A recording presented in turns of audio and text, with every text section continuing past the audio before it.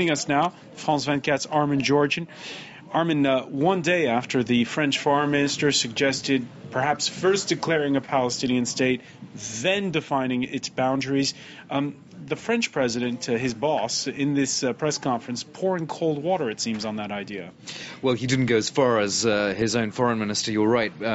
But there is a sort of common thread here, though, between the two men in the sense that they are trying to keep up the pressure on Israel. Kouchner by suggesting that perhaps France could recognize a unilateral Palestinian declaration of statehood.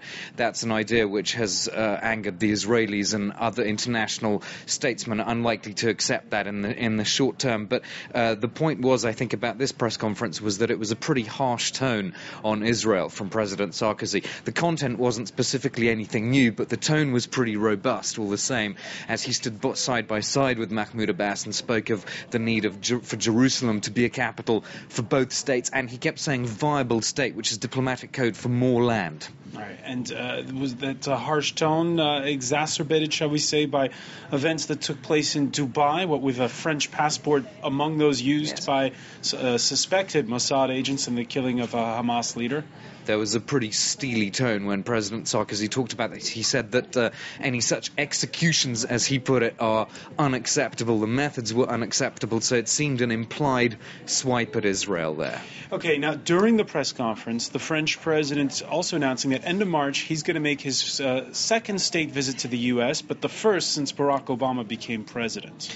Yes, it could be a time for redress because there have been so many missteps in this bilateral relationship, and it started when Obama invited Gordon Brown to the White House before President Sarkozy. Well, that itself, I suppose, is not hugely controversial because of the special relationship between Britain and France, but nonetheless, there was this famous letter that Obama sent to Sarkozy that was strangely addressed to Jacques Chirac, and then there were problems over photo opportunities at D-Day last summer, so there's that. But of course, on the policy, they now have to get their act together on Afghanistan, where the French are needed to provide more police trainers. They're the fourth largest contributors to the war and civilian effort in Afghanistan, so Obama definitely needs the French. All right, thanks for that, Armin Georgian, from our International Affairs Desk.